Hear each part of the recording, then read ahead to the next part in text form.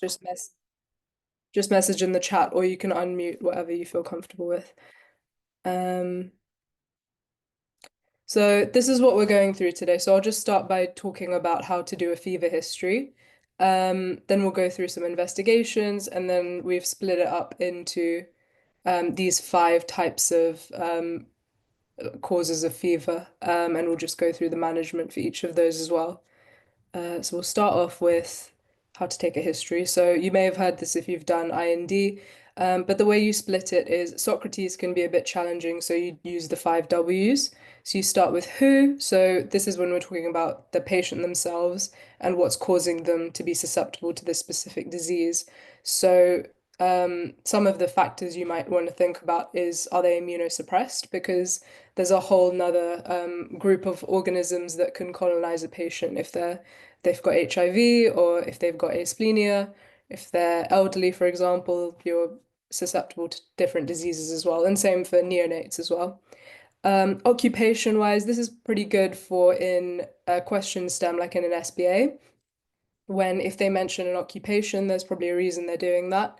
And if you can immediately link that to an organism, that can be really helpful. And thirdly, just think about unwell contacts and how many people are affected by the same sort of symptoms. In terms of what, this is again like word association. It's the kind of thing you'll want to use Anki for if you like that. So here's just a few, and we'll go through all of these as well, but just in case, just to give you an example of some of the things that might come up. For example, swimming, animal contact and bites, normally quite bacterial causes, and think about the location and any food and water as well. The main point here is you want to be able to recognize these words and think about what the organism is. Next, we're going to talk about when. So this can be a bit tricky, but it will definitely come with practice. So think about incubation period. So for example, if we're talking about malaria, you can see that it has a slightly longer incubation period. So if a patient returns from traveling, they might not develop symptoms until like 10 or 20 days later. And it depends on the species as well. And then the other thing to think about is where they've just come from. So here it's an important thing to be able to basically picture exactly where they were and where they were sort of staying. So some of the questions you can ask are which country and which city. Because obviously, for example, in the UK, you've got a whole diverse population in London, whereas if you go up north, that might be slightly different. Rural versus urban settings, again, to do with exposures. Rural settings, you're probably less exposed to human things, so it might be animal bites is what's prevalent in that setting. And like I said, for accommodation, you want to think about what sort of food they were eating. Were they staying like in a hostel, or was it a hotel? Was there air conditioning? And that would just guide you to your differential and help you identify whatever high risk diseases are in that location. And then why? The reason we want to think about all of these things is basically you want to know which diseases are notifiable. So the main thing is probably pretty much just TB and Ebola. And it's important to know that HIV is actually not notifiable. Zoonoses. So again, anytime a disease comes over here, you want to think about what sort of animal this has been transmitted from, and we'll go through these as well. Is it dangerous for them to then go back to work? And finally, we're thinking about resistance concerns. So isolating the organism will help you not just chuck any antibiotic at it and reduce the risk of antimicrobial resistance as well. So hopefully that all makes sense so far. You obviously want to do your systems review, and this is where you'll pick up some additional symptoms on top of fever that might help you. So some of the things you might want to look out for are if they have any rashes. So they might give you a picture, they might just say it, describe it in the question stem. Eosinophilia is important because that might point towards, it points away from bacterial, viral, and fungal as well. Um, so it's normally seen in like cestodes or nematodes. Not something you're going to cover, but it's something important to keep a lookout for. Points away from like bacterial and viral. Abdominal pain and diarrhea. You want to see if there's any GI involvement pointing towards maybe gastroenteritis. Jaundice could point towards a viral hemorrhagic fever, or liver involvement. And then eye involvement is again like a buzzword, which you might see for like leptospirosis, for example. And again, all of this is going to come with practice, and we'll go through what diseases link to some of these presentations as well. And you want to always ask about drug history. So think about any vaccinations they may have received beforehand or in the past. See if they're susceptible to these organisms that are covered. And it's important to think, especially in the context of malaria, have they taken their prophylaxis? Were they actually compliant with it? Because that might go a long way to protect them from malaria as well.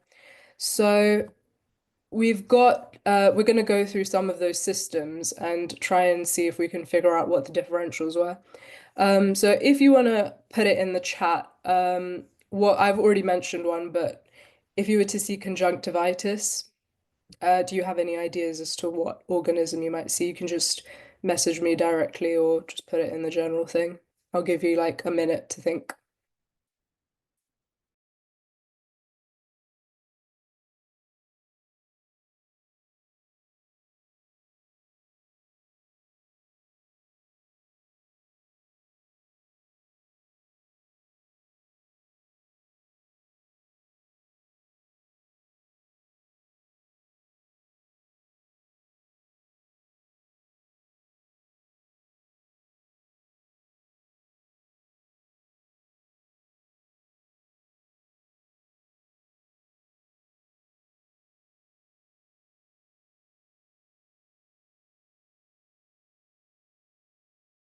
Yes, that's really good. Thinking on the reactive arthritis line, because that's what you'd have covered in MSK.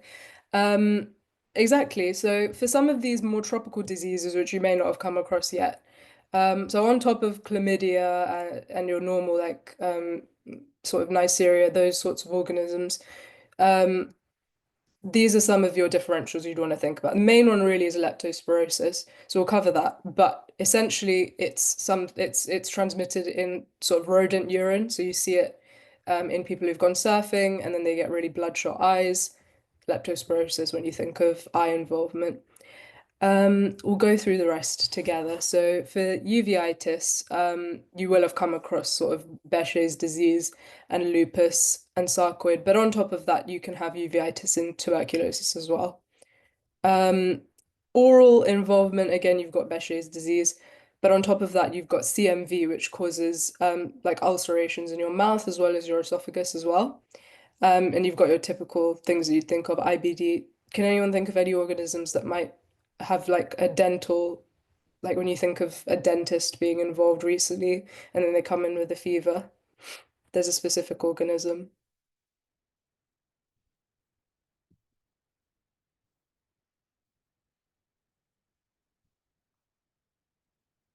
You may have thought of it in, yeah, cardio, exactly, strep viridans, yeah, strep viridans or strep mitis.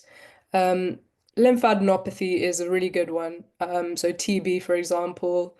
Um, any of these, I usually think anything that like an immunocompromised person might get. So that covers like TB, CMV, HIV, HIV, which causes immunosuppression, and then lymphoma as well is an important differential.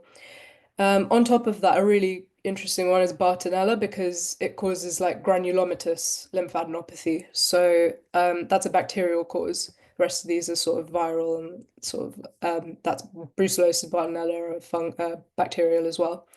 Rashes we'll go through in detail, but here are some differentials. Um, Hepatomegaly.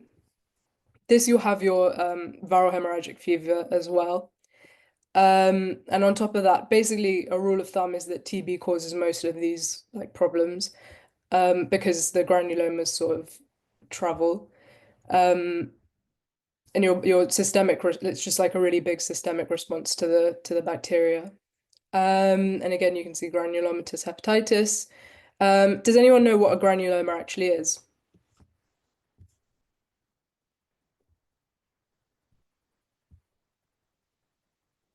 There's two types of granulomas. You might remember from, I don't know, first or second year.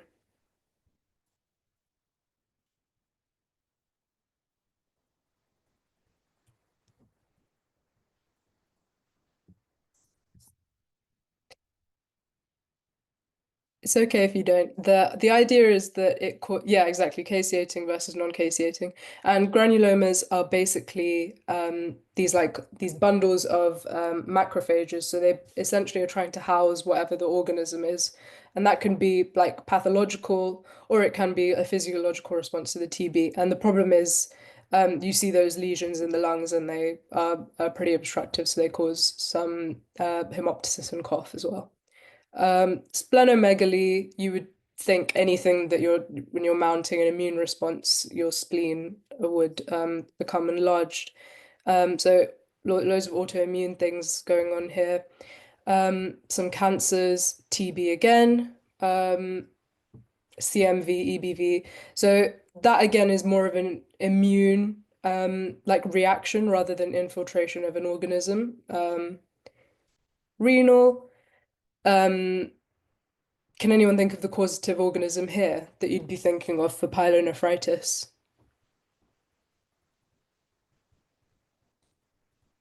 Yeah, brilliant. It's E. coli. You can see Proteus as well. Sometimes you can see Klebsiella. So those are the causative organisms. Um, some like inflammation of the genitals. Again, TB is your differential. And more importantly, think about lymphoma if you've got lymphadenopathy there as well. So, investigations.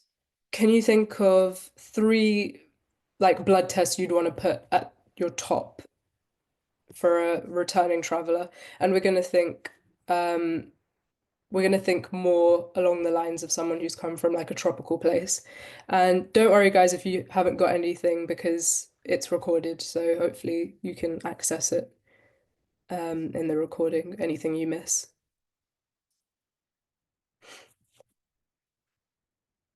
Malaria film is really good. And think broad as well.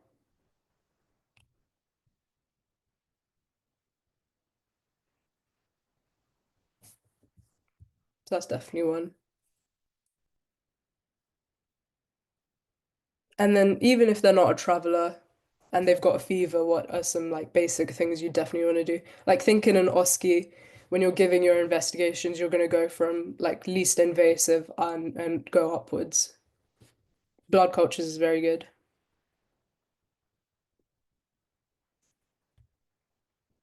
Yeah, exactly. You're going to do your basic FBCs and LFTs.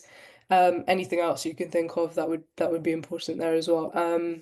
Like in terms of a differential if it's non-infectious as well. Blood cultures we said. And then the other things are stool culture is pretty interesting for like more worm type problems. Chest X-ray would be important for TB. Usenies. Why do you think we'd want to do usenies?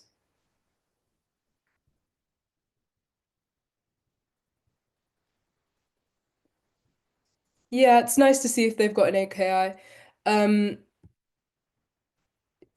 Yeah, basically, it's good to see if they've got like a pyelonephritis causing an AKI or something like that. And there's certain organisms that will cause AKI also.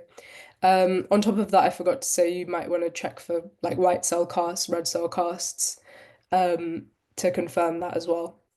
Serology will be more specific to the organism. Some of them you can do serology for, some of them you can't. And CRP is just a general like inflammatory marker. So now we can go through our case. So we've got a 28-year-old woman, and she has come in with a fever. She has headaches and she has muscle aches. And she's just come back 5 days ago from a th 3-week trip in Kenya where she visited rural villages and went on safari. So I'll give you a minute to think about your immediate differentials, and we'll try and group them into like common problems and then some more life-threatening problems that you'd not want to really exclude.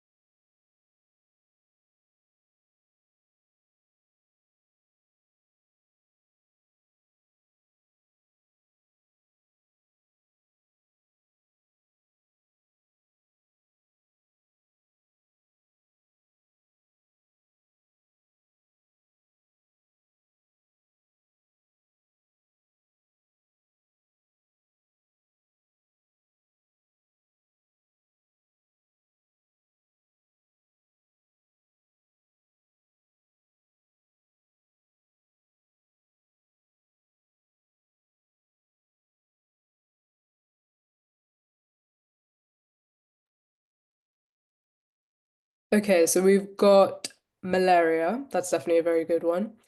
I'll put this up. So the ones that you'll see that are very common are malaria and HIV.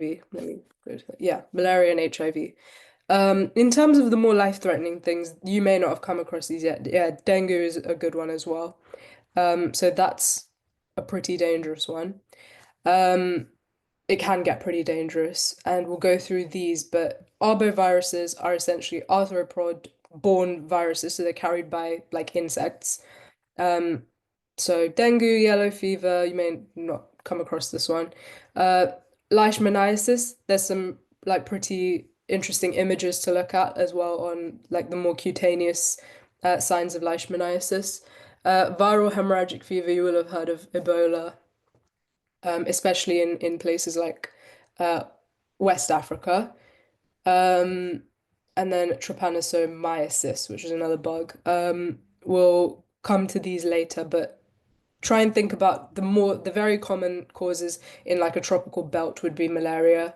If they're involved in like anything that would involve exchanging bodily fluids, they would mention it in the stem to point towards HIV. Um, and then some of these you literally only see one word that will point towards either of these, which will hopefully be able to drill into you. What sort of questions can we ask to narrow down our differentials? So just do a quick recap of how to do the history.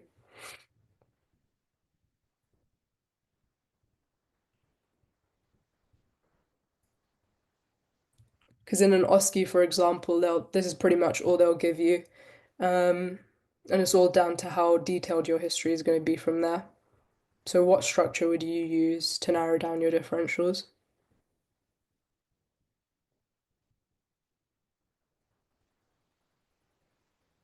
Yeah, exactly. We're looking at the five W's, and then don't forget systems review and drug history as well. So, first thing to look at is mosquito-borne diseases. So we're going to talk about malaria. So the first thing that's important to understand is the vector, which is the mosquito. It's like called the Aedes mosquito or something like that. So the mosquito itself is infected and it's going to bite the human, who's the first host, and the sporozoites will enter the human's bloodstream. As soon as they enter the bloodstream, they're going to travel to the liver. If they're pregnant, it might go into the uterus as well. As soon as it's in the liver, they're going to mature from sporozoites into schizontz, or schizonts. I don't know how you say it. And those are like balls containing loads and loads of little baby like malaria particles, which are called merozoites. So as soon as they rupture, that's going to go into the bloodstream, and you've got loads of these like precursors that can now travel all throughout the blood. At this point, you can either have it become you can have it like sequester, so it's not gonna cause an infection, but it might in the future. But it's still in the blood, it's still traveling in the bloodstream. At this point, a mosquito, this is how the mosquito got the disease in the first place, is it's gonna bite the human and it's gonna drink the blood that contains all of these particles, and then it will bite another human and the process repeats. So I hope that makes sense. Essentially the mosquito is already infected and you've got like three different life stages that the malaria will be in. Okay, so there's a liver stage, you've got the blood stage, and in Plasmodium vivax or ovale, you've got the like dormant virus, the dormant malaria. Um, so when is it dormant? That depends on the species of Plasmodium. So Vivax and Ovale are the ones you to look out for. I mean, I've never seen a question where I ask you that like in that much detail, but those are the ones to look out for. Vivax and Ovale will have hypnozoites. Um, and a classical problem with malaria is you get these cyclical fevers. So let's actually go to the next slide. You'll get cyclical fevers. And sometimes that might give you a clue as to which exact species of Plasmodium that is. So Plasmodium falciparum, that's like the very dangerous one. That has an irregular fever, there's no pattern. Vivax ovale, those are the hypnozoites. So that causes a fever every 48 hours, so every 2 days. And then Plasmodium malaria, that's a quartan fever, so that's every 72 hours. Um, so those are the main species to think about: Falciparum, Vivax ovale, and very rarely malaria as well, which is weird given the name. But the other symptom to look out for is headache. So our case, she had a headache, and a pretty rare manifestation, but very serious for P. falciparum, is cerebral malaria, where the malaria will travel to blood in the brain, obviously, and that can cause confusion and seizures. Other symptoms, myalgia, arthralgia, you'll find that's pretty common with it probably more of like an immune response, and that's what's causing the muscle pains. And then other signs here for malaria, you might see jaundice or splenomegaly. And this is the main problem with malaria is you're getting a really big systemic response, which can lead to shock. So those are some of the things to look out for in terms of presentation. For diagnosis, we already talked about blood film. You guys know about it. In terms of FBCs, this is important. You might see thrombocytopenia, and you can see raised LFTs, which is what's causing the jaundice as well. And you can do PCR for the virus. Usually they'll just treat based off of the film. And the treatment here, so here is where this is what you do need to know this, is that the treatment for falciparum is different to non-falciparum. And it's also based on resistance patterns depending on what country they've come from, but you won't need to go into that much detail. So falciparum, you give them ACT, so artemisinin combination therapy, or you can give them this combo. I've only really seen ACT in SBAs. For non-falciparum, so that's Vivax, ovale, and malaria, you can give them chloroquine and primaquine, and that is because you want to treat the hypnozoites as well, even if they don't have any symptoms at the moment. And something to think about is G6PD, so this can cause hemolysis in someone who has G6PD. So you'd want to test for that, or they'll give you in the stem that they have it.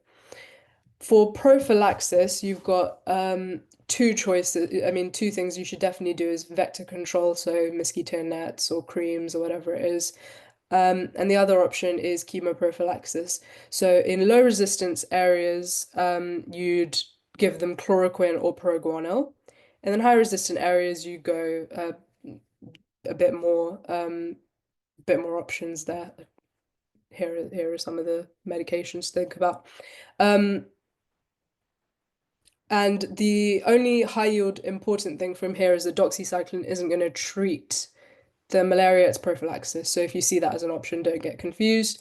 And tetracyclines in general are teratogenic, so that's not safe in pregnancy because they deposit in the teeth and things like that.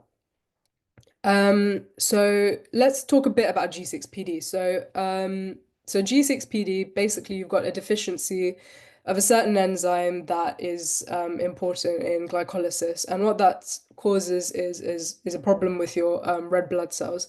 So there's certain medications or certain drugs that will put your red blood cells at risk of hemolysis, which is when your red blood cells basically break down.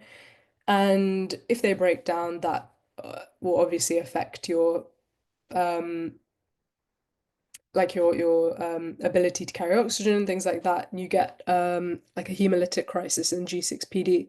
So some of the drugs you'd want to know about. Does anyone know any other drugs that cause problems in G6PD?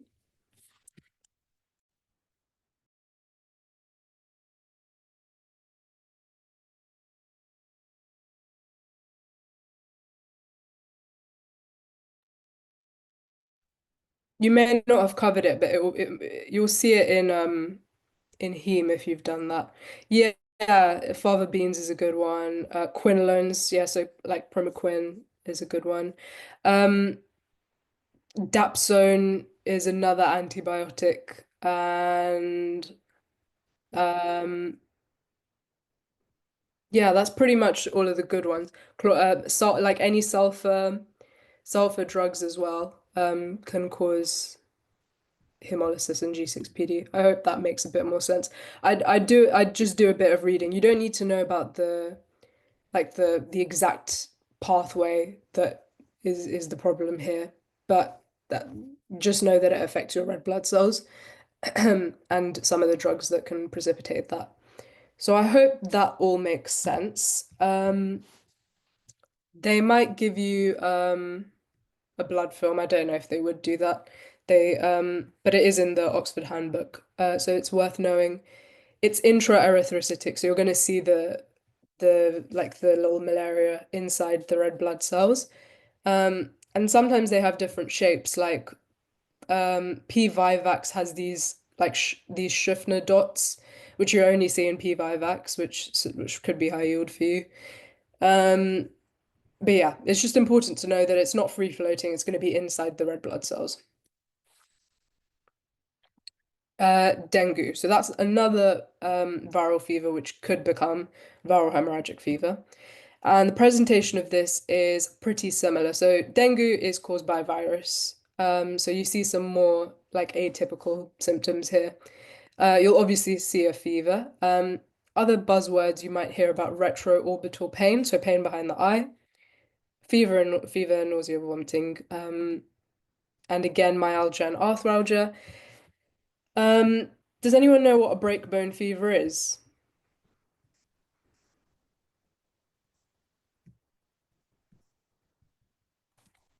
Because you see that phrase used commonly when it comes to these viral hemorrhagic fevers.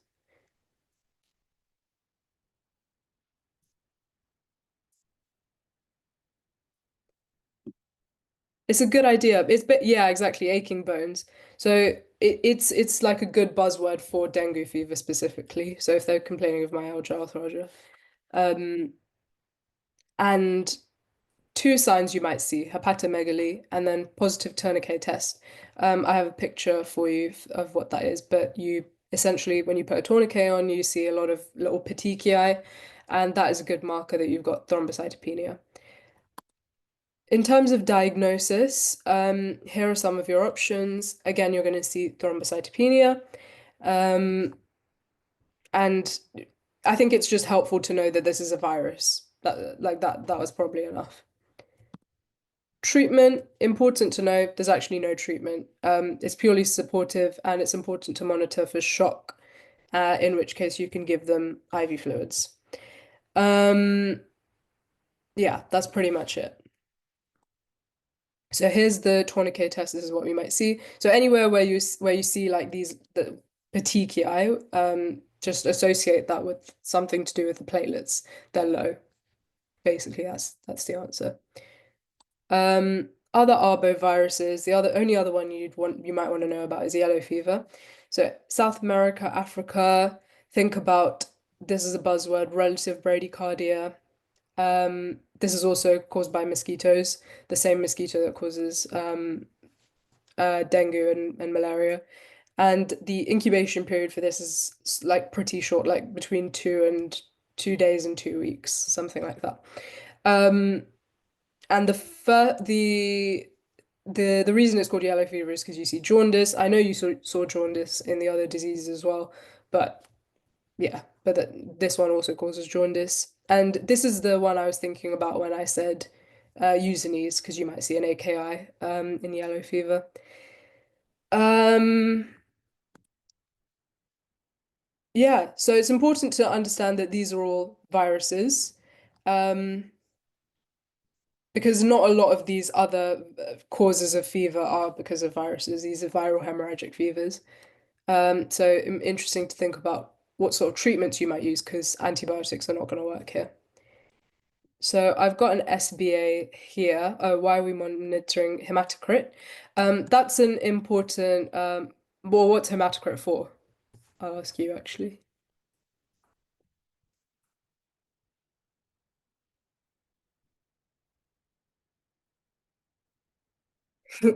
Viscosity is yeah, okay. So hematocrit is basically the density of your red blood cells. So if you're not producing enough red blood cells, your hematocrit's going to be low, basically. So you want to make sure that you're giving enough fluid so you're not watering down your hemoglobin, but at the same time, you don't want them to be too hypotensive.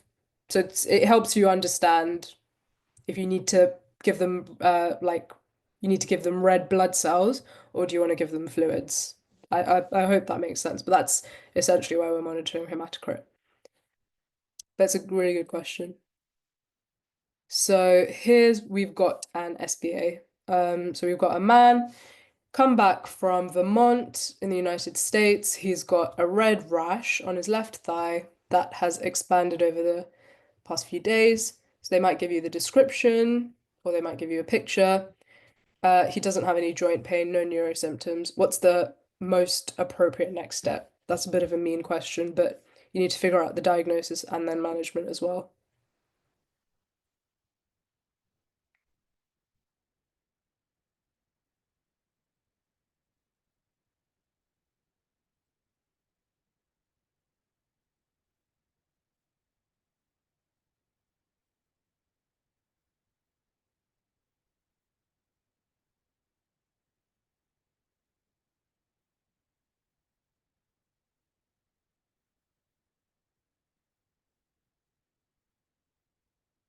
I'll give you another 15 seconds to think about it.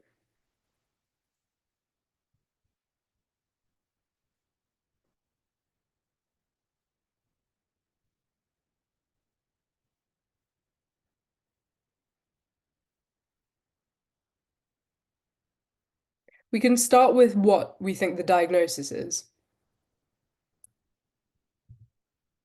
It's a rash with a central clearing, and he's just come back from like a rocky area in North America. It is Lyme disease, amazing. So treatment for Lyme disease is doxycycline. Um, when you've got Lyme disease, you don't need to bother with serology, especially in early Lyme disease. He's just come back. You might not see anything. So a bit of a mean question, but that is when it's important to think about incubation period. So doxycycline, don't bother with blood cultures because you don't diagnose Lyme disease with blood cultures. IV ceftriaxone, that's like more of a second line treatment if they have neuro involvement. Supportive care, no. In Lyme disease, you can use doxycycline. So like I said, why wouldn't you wait for cultures? Because it might not show up and you can't culture it. Anyway, so I hope that question makes sense. That's Lyme disease. So Lyme disease is caused by Borrelia, which is bacteria. You will see three stages of diseases, of symptoms. So the first thing you might see is the rash, which is a target rash, bullseye rash, with central clearing. You'll see fever and headache. Second stage, you this is an interesting cause of bilateral Bell's palsy. So that is like a facial palsy, myocarditis, and heart block. So I don't know if they're really mean, they could give you an ECG, um, and then say this guy's just come back hiking from North America. What's the cause of his heart? What's the cause of his symptoms? Stage three, is when you're in a bit of trouble. For diagnosis, like I said, you don't really need to bother waiting because the rash will give it away, or like these are pretty unique symptoms to Lyme disease. So you can treat pretty much. And then treatment, like we said, doxycycline is first line, second line is ceftriaxone. Um, and just a quick reminder of what heart block is, you're looking at your PR interval. Um, and in Lyme disease, I'm not 100% sure, but I think you can get any of these degrees of heart block because the problem here is myocarditis anyway. So I hope that all makes sense. So this is something I did struggle with, is all of these rashes have like very similar names and they all have a different disease attached to them.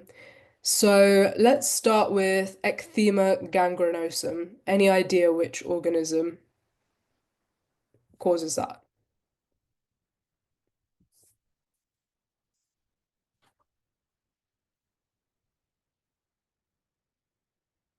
So these aren't all just, this is like across IND, it's not just the fever and returning traveler organisms.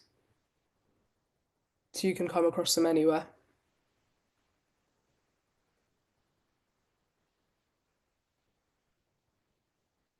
I'll give you a clue. It's a leading cause of otitis externa.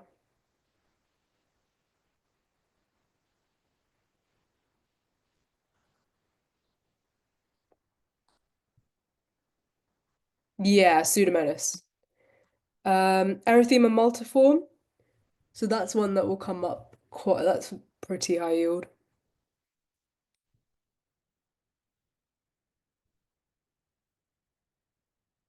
So it's not Lyme. I've got a bit of a memory hook for Lyme.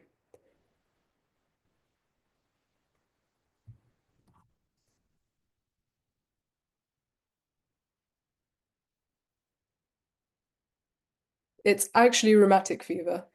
So that's caused by strep pyogenes. So erythema multiforme, you'll see that in early rheumatic fever. Erythema migrans, that's your Lyme disease. So think about gas means group A strep. So there's like group B strep, group A strep. Um, you might see it as either of those. Erythema migrans is Lyme disease. How I think about that is Lyme disease causes migratory arthritis, so erythema migrans. Erythema marginatum, you just need to remember that.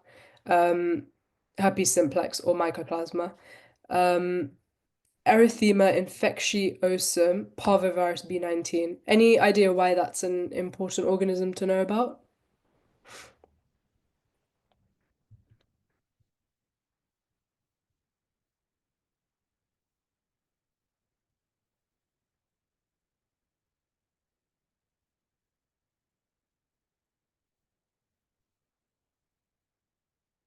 Yeah, it's a really interesting one to think about for people who've got sickle cell. So if they have autosplenia or whatever it is, they get their spleen taken out, um, they lack protection against encapsulated organisms. Parvovirus B19 can cause problems in utero. It's a very dangerous. It's very small as well, the smallest virus. Um, Erythema nodosum, you'll see that in histoplasma coccidioides, like fungal things. Here are some pictures. So, slapped cheek, think parvovirus. Erythema multiforme, you've got each rash looks different to the other multiform. Erythema marginatum, rheumatic fever, you've got like it's not as red on the inside, it's just got red borders. Nodosum you will have heard of, like in rheum as well, maybe. And erythema migrans, you know about the bullseye appearance, Lyme disease, migratory arthritis. So I think it's nice, it's important to know like what each of these different, they all begin with M, they all begin with erythema. So just have a think about this. Other vector-borne things. So I know a lot of them will come from like tropical areas, but some of the interesting ones to think about. Rickettsia in North America. So there's two things to think about here. You've got two types of rickettsia. So one that causes Rocky Mountain spotted fever, where the rash is coming from your like fingers of your feet into your trunk, and then you've got typhus. Don't confuse that with typhoid, where the rash comes from the trunk and then spreads out to the extremities, and then can cause some other problems as well, like pneumonia. Diagnosis, mostly clinical. Treatment, doxycycline as well. So, rule of thumb, you can think for these like North American viruses that are caused by that are vector-borne, you can pretty much treat them with doxy or azithromycin, or chloramphenicol. So this is what they might describe the rash like.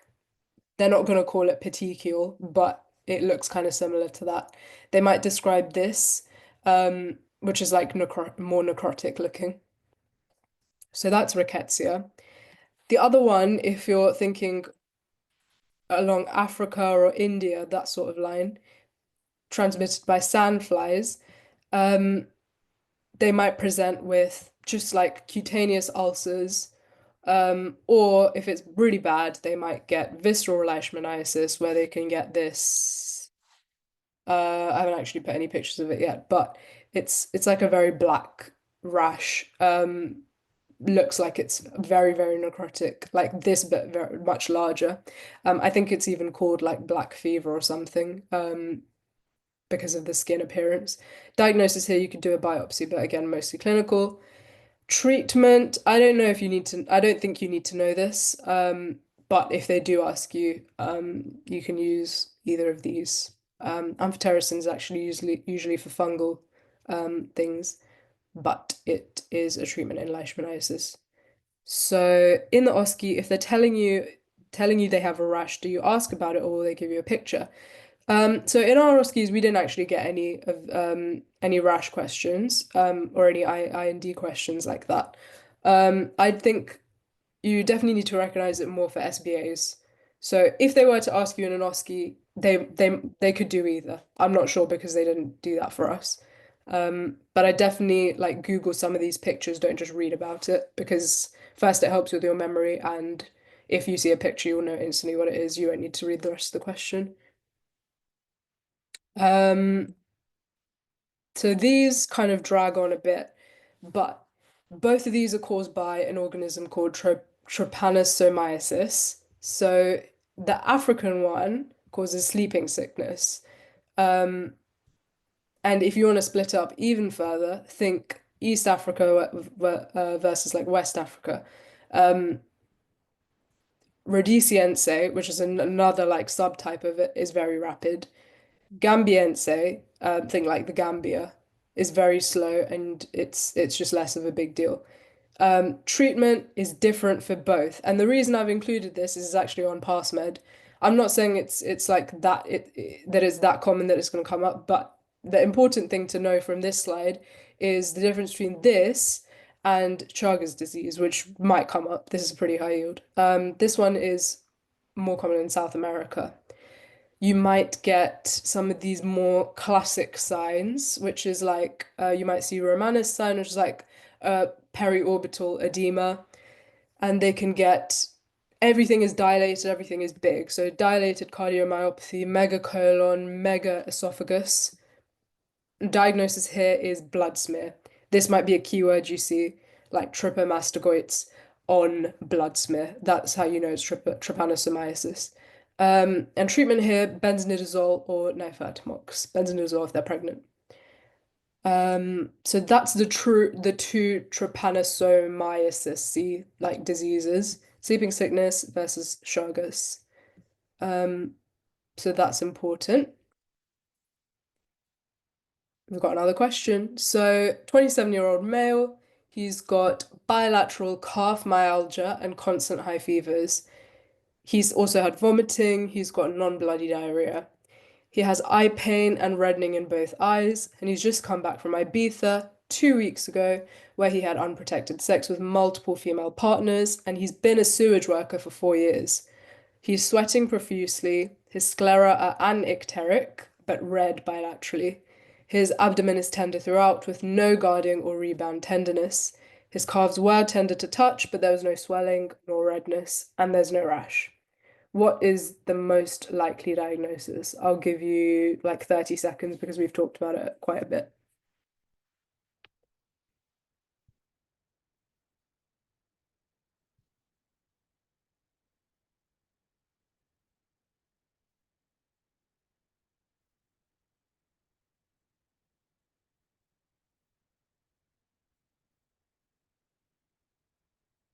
That's really good. It is leptospirosis. So key giveaway here is if I just shrunk down the stem, is the calf myalgia you see in leptospirosis. Um, Conjunctivitis we spoke about you see in leptospirosis. And the point about his sexual contact is actually just to throw you off a bit. The key thing here, well, anyway, it's not really related to any of these diseases, but just to throw you off. The sewage worker thing is more important because that's his exposure. Um, because of contaminated water. And like we said, it's transmitted in like rodent urine. So that's the link between occupation and how he got the disease. Um, so the hallmark fever of leptospirosis, I'd go with the conjunctivitis and calf myalgia are the two things to think about. Why are the other options less likely? Malaria. So th he's just come back from Ibiza. It's not really like standard, as well as conjunctivitis you don't see in malaria. Leishmaniasis, we have those scary looking skin lesions. He has no rash. Chagas disease, you get like more chronic symptoms. You might see cardiac problems, gastro problems. They didn't really talk about any of that. That here he has like very acute onset symptoms. Dengue fever, you will have that eye pain, but with dengue, you normally have a rash as well. This guy does not have a rash, as well as think about location of where you find dengue as well. So that is your answer. So leptospirosis, subconjunctival suffusion. If it's really bad, it's called Wales disease, where you can have an AKI, jaundice, meningitis. Basically, think anything livery. Um, Diagnosis, you can do any of these. Diagnosis is really less important for like IND. Just think about what your options are and think about the type of organism. Treatment here, doxy or azithromycin. And if it's really bad, you can give them penicillin, penicillin V. So I hope that all makes sense. Now, zoonosis. So these are diseases transmitted by animals. Um, so we'll start with Bacillus anthracis or anthrax. That is transmitted by livestock or animal products. There's quite a few on here that will be the answer. Bartonella, we talked about that a bit earlier. That's the one where you have lots of lymphadenopathy and granulomas. Um, that is also called cat scratch disease. So you've got two cat diseases on here as well. Brucellosis, also farm type things. Coxiella or Q fever, also farmy. Leptospirosis, we talked about animal urine. Yersinia pestis, that's what caused the plague. So fleas. Toxoplasmosis, that's one that's bad in people with HIV, like immunocompromised. It can cause a lesion in the brain, cat litter. Rabies, that's animal bites, so bats and dogs. And hantavirus, hemorrhagic fever, animal urine as well. So that's just like a quick rundown. of how they all link through. Now we'll look at it in a bit more detail. So we'll start off with the ones to do with like farm animals or livestock, thinking about like people who are farmers. Anthrax, Bacillus anthracis. Um, Basically, if they mention widened mediastinum on chest X-ray, think anthrax. They can get GI problems. Mostly, I think they'll talk about RESP things. They can get that like black, like rash as well. I don't know if I can call it a rash, just like a skin finding. And then treatment here, fluoroquinolones, tetracycline's second line, avoid in pregnancy as well. So I think again, when you're going through IND, think about what treatments you can use um, in pregnant, like what are the contraindications of these different antibiotics. You don't need to know their mechanisms, um, but just remember tetracyclines are a no-no. Um, Brucellosis. This is one that you can get culture negative endocarditis. So if they mention that, go with brucellosis. If they get an undulant fever, which is a bit of a buzzword, but undulant just means that it's like fluctuating. They can get anorexia, so important to rule out malignancies here as well. Also a cause of osteomyelitis. Treatment here, tetracycline plus rifampin. I've not seen a question on how to fix that in a pregnant person, so I'm not sure what they would do there. Um, but yeah, brucellosis. Coxiella or Q fever, especially important in vets. Presentation, it's a cause of atypical pneumonia. Can you think of another cause of an atypical pneumonia? There's two like organisms, and what that means is basically they present without like the classic cough. Um, they might not have sputum. They'll probably just come in like with fatigue or something like that. Yeah, chlamydia, that's a good one. Um, the other one I was thinking of is mycoplasma, and Legionella is a good one as well. Yeah. Um, so atypical pneumonia, that's another cause. Thrombocytopenia, so low platelets. So diagnosis on top of this, you would do FBCs. Treatment, usually self-limiting. Um, but I've seen on PassMed you can give them doxycycline also. So that's zoonoses. Um, so I hope that all makes sense. In terms of cats, we've got another question. 30-year-old woman who has 2 weeks of fever, fatigue, and myalgia. She just got a cat scratch. And now she has lymphadenopathy. She also works at a local animal shelter. And on examination, you see a small papule, and her axillary lymph nodes are enlarged and tender. What is the most likely diagnosis? They've basically given it away. Yeah, brilliant. It's Bartonella, cat scratch disease. And what is the main diagnostic test here? We haven't actually covered it yet, so. But what do you think it would be? And just think about what you think the organism is. Like, what type of organism is Bartonella? Culture is a good idea, but in general, they don't like blood cultures aren't like used that much because you need a quite a lot of the disease in order to be able to culture. It's not actually acid fast. Zoonoses, so check the cat is interesting, but it's just do like serology or PCR. But it's just to get you thinking about why would you use a culture? Why would you use like full blood count? Like think about why you're doing the diagnostic test. It's not acid fast stain because what do you use acid fast stains for? Or what does acid fast actually stain?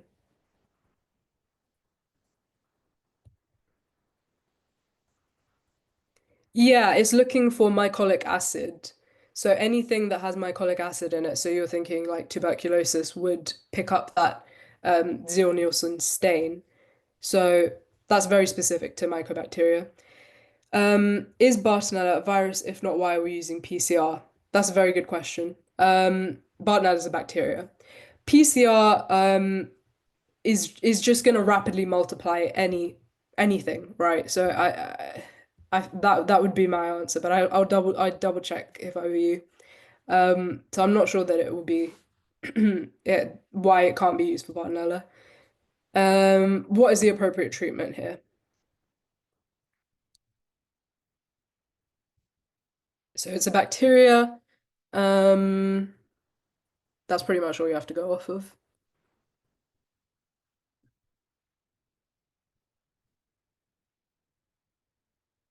Yeah, it is doxy. So you can use azithromycin or doxycycline. And again, don't use doxycycline in pregnant people. So here are your like animal, like cat things. And we've put Yersinia in here as well. So transmission of toxoplasmosis. We talked about it. We said this one's bad in people with HIV. Yeah, cat litter. I hope it disappears. It doesn't. Um, the answer to that is cat litter. Um, Bartonella, we said that's cat scratches. Yersinia,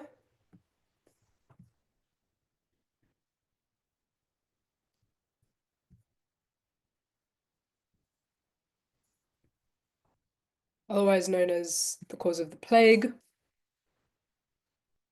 Yeah, exactly. Fleas. Common symptoms. So toxoplasmosis.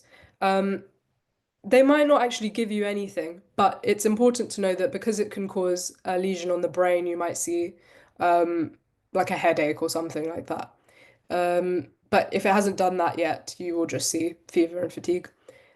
Severe chronic features. So these are important in like congenital toxoplasmosis. So if it passed the uterus, which it can do, um, these are some of the signs you will see. Chorioretinitis and congenital hydrocephalus. In terms of diagnosis for all of these, it doesn't matter, but just think about what the type of organism is. So bacteria versus protozoa. Answer is pretty much going to be serology or PCR. Um, treatment only if they're immunocompromised. If they're not immunocompromised, they might just present with like GI disturbances in toxoplasmosis. Bartonella we've gone through. Yersinia, let me actually just get the table up for you. Give me a second. But Yersinia is also caused by a bacteria. And it is important to know about in like babies, for example, because it can also be transmitted in their feces. So think about like nappies. And here is, okay, I hope you can see that. Um, yeah, okay. Um, so th for Yersinia, also think about cats, also think about food. There's multiple different types of Yersinia. There's one that causes the plague, there's one that just causes these GI symptoms. Um, here you can do stool culture, like I said, it's transmitted in feces, it's like fecal oral as well. And you can give them doxycycline or ciprofloxacin. So when you think of cat diseases, think, oh, do they are they immunocompromised? It might be toxoplasmosis. Have they been scratched by a cat, Bartonella? Yersinia, that can affect anyone. So we just went through some of this, but the other thing I forgot to mention actually for Bartonella is it's a differential for if they've got rashes that are like Kaposi sarcoma. So in Kaposi sarcoma, you see these like violaceous nodules that can be anywhere on the skin, and it's usually it's like the most common cancer in people who have HIV. So if they're not immunocompromised, you'd really be wondering why they've got rashes that are like Kaposi's, in which case you'd think Bartonella. So I hope that makes sense. For Yersinia, um, you might hear the word buboes, or you can have gangrenous findings as well. Acral, if you see acral anywhere, that just means on the hand. Um, and yeah, so that's Yersinia. So those are the cat-related ones. Here we've got common areas of travel and the diseases. So this table I took straight from the Oxford Handbook. Um, we'll start with the first one. What area do you think? And this is pretty broad. It's like which continent pretty much would you associate with these? So let's start with the first one. We've gone with Africa. That's yeah, sub-Saharan Africa. What about this one?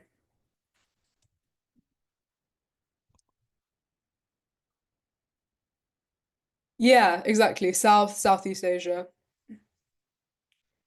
This one.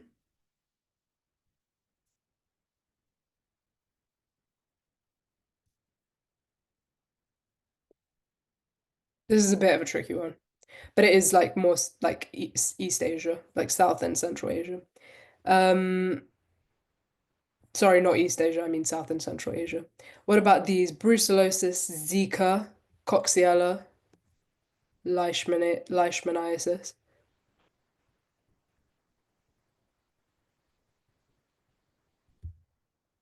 So this is more slightly cold, like cooler climate things, especially if we're thinking Zika.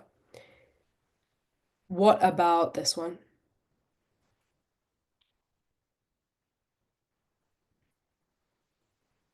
Yeah, South America. Or the Caribbean as well is important. Lyme disease, tick-borne things.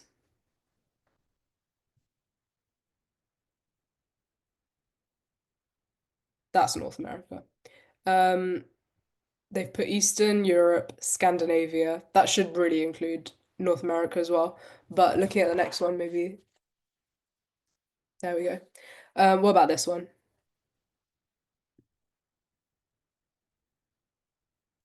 That's pretty broad as well. Australia.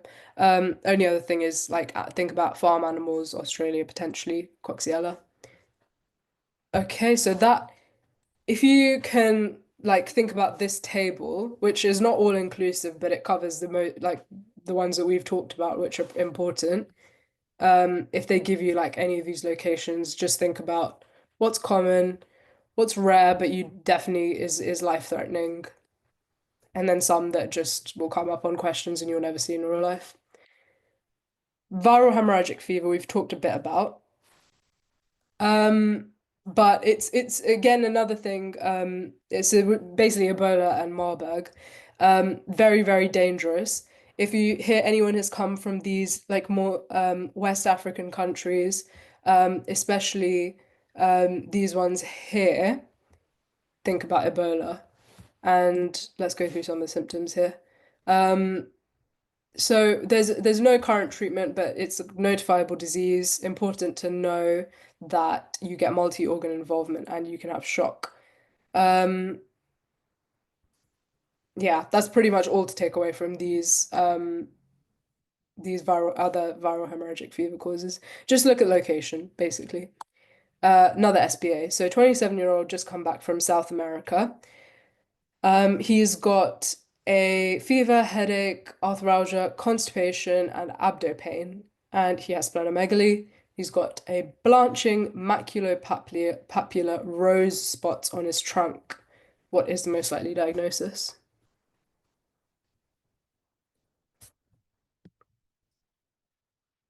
Brilliant, typhoid. So this one you will have come across. Typhoid fever. So don't confuse this with typhus and rickettsia. Typhoid caused by salmonella. So here you again see that you could see relative bradycardia. You might hear buzzwords like pea soup diarrhea. In the stem, he had constipation, which this is a very common course of the disease for it to go from constipation to pea soup diarrhea. This is fecal oral transmission. Also, you might hear about this rose salmon spot that's usually on the back. And it's an important cause of osteomyelitis, the most common cause in patients who have sickle cell. What is pea soup diarrhea? Exactly how it sounds. I think it's probably very runny and green. That's what pea soup diarrhea probably is. Diagnosis, blood and stool culture, like I said, fecal oral transmission. Treatment here, aminoglycosides. If it's really severe, rule of thumb is to go with third generation KEF trioxanes or like penicillin binding things. Um, yeah. So that's just a table to show you the different things that salmonella can cause. So you will have heard of salmonella, like this one, Salmonella enteritidis, which is the one you get from like uncooked chicken. Cause interesting cause of gastroenteritis. The one we're talking about here that causes this rash is Salmonella typhi. And then paratyphi causes paratyphoid, which you don't need to know about. So that's Salmonella. And now we can move on to bacterial gastroenteritis. You will have come across some of these. This is just a nice big table that summarizes all of the different causes. I think for gastroenteritis, the important thing is to think about the type of diarrhea. So for Salmonella, we've already discussed this. Enteritidis, that one, is transmitted by like poultry, uncooked eggs, and things like that. Uh, Camp jejuni and Shigella and E. coli, these three can cause bloody diarrhea or inflammatory diarrhea, they might call it. Um, and those have a slightly longer incubation period. And again, this is important to be able to distinguish these because the common sources, I mean, it's all pretty similar, apart from Shigella, which you might see in water. Um, but try and look at the diarrhea as the clue. C. perfringens, that's an important one in, again, it's in meat and gravies and stuff like that. But it's also an important one because it can colonize the skin. So just another bacterial cause of gastroenteritis to think about. For viral, here you get more like watery diarrhea. Usually for bacterial, you might get bloody diarrhea or they might describe it. But if they say watery diarrhea, I would lean towards viral.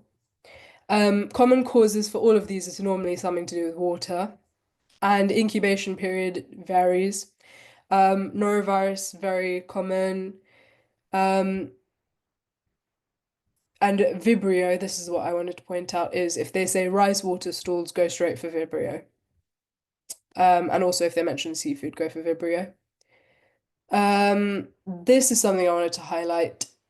Can you think of something else that's, if they mention shellfish, should be on your mind? Like if someone comes in with a fever, for example.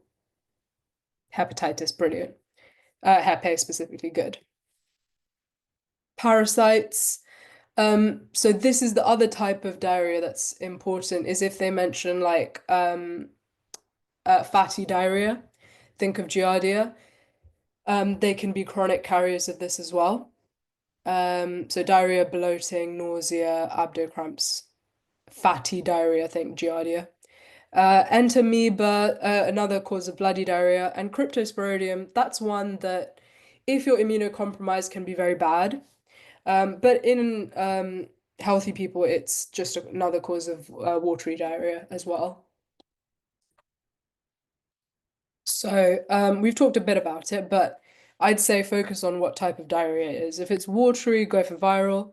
If it's bloody, think bacterial, but not all of them are going to cause bloody diarrhea. And then if it's fatty, think Giardia. That's the main takeaway from those last three slides. Consider the patient's history. Is it food that they've been exposed to? Is it in the water? Have they been in the hospital recently? Um, what are some of the diseases you can think of? Like a recent hospitalized patient now comes in with diarrhea.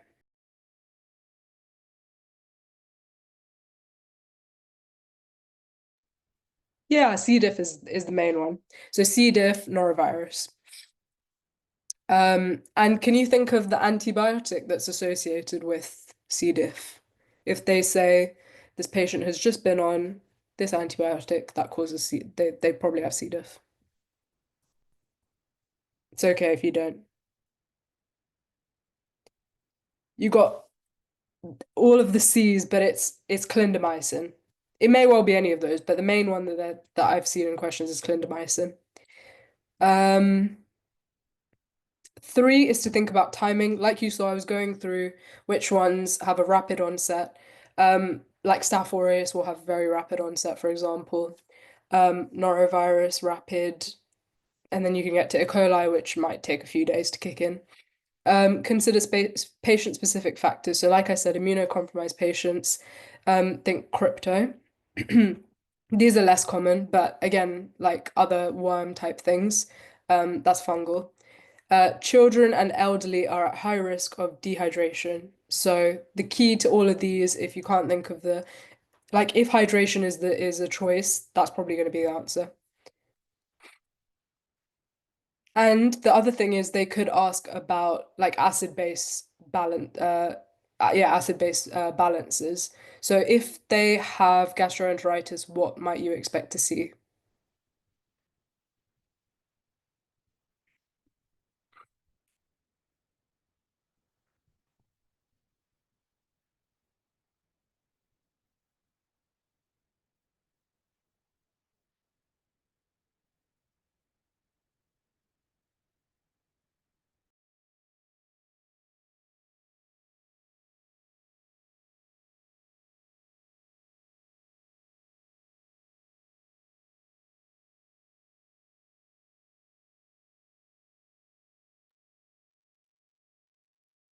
So we've got a few saying metabolic alkalosis. It's actually acidosis. So you might be thinking of if they're vomiting. I don't remember if I said it now, but I think I said for diarrhea. So for vomiting, you're vomiting up your H plus ions, so you're going to become more alkalized. Um, in diarrhea, you're actually excreting a lot of the bicarb. Um, you're also excreting a lot of potassium ions. So those are two important things to think about for diarrhea. So, and also when they excrete their bicarb, you get a reflex increase in chloride. So you see hyperchloremic metabolic acidosis. That is the answer in gastroenteritis. So vomiting, you're vomiting out your H plus ions, so you're going to become more alkalized. In diarrhea, you're excreting your bicarb, and therefore you have acidosis. So there's your answer. Um, Rapid recall. We've done this to death, but what are your specific questions to narrow down your differentials? You've got to take a detailed geography of travel. You need to be able to picture exactly where they were staying, like what floor were they on, who were they staying with, who did they see. Think about onset of symptoms. Was it rapid? Did it take a while for it to kick in? And that's also important for asking about their malaria prophylaxis. Did they continue taking it after they came home? Because think about those hypnozoites that are still there that you haven't killed off by giving your malaria treatment, malaria prophylaxis, or whatever it is. So think about that. Duration of symptoms. Think about buzzwords that they might have thrown in the question that give you clues. Think about, was everyone around them also affected? Is this only them? Are they immunocompromised? Think about other symptoms that were involved that might give you a clue. It's all about like seeing loads of questions and really drilling in those factors. So we're going to finish off with some rapid fire word association. Which disease is linked to freshwater exposure?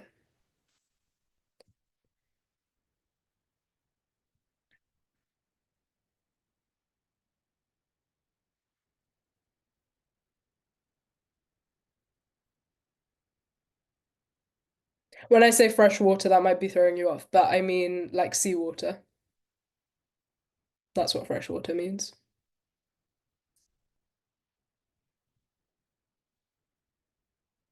Also causes conjunctivitis. Yeah, what I was getting at was schistosomiasis lepto. So some of you said, what are some of the things? So dengue um, is one of those arboviruses. So you're thinking like a mosquito has bitten a person. Um, so actually that gives away your next question, which you would have known the answer to. Anyway, but you make a good point about stagnant water and mosquitoes. But the point is that mosquitoes like stagnant water, but it's the mosquitoes that have the disease, so they're the ones that are biting you and causing it. It's not the fresh water that you're drinking that's causing it, if you know what I mean. What GI infection can you get from contaminated food and water?